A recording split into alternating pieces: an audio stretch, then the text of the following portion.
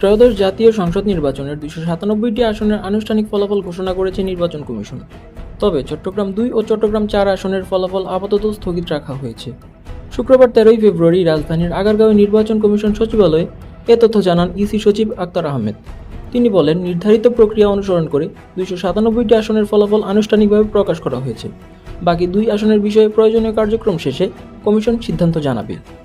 EC সূত্রে জানা গেছে, এর আগে শেরপুর 2, চট্টগ্রাম 2 এবং চট্টগ্রাম 4 আসনের ফলাফল স্থগিত রাখার বিষয়ে 3টি পৃথক চিঠি জারি করা হয়েছিল।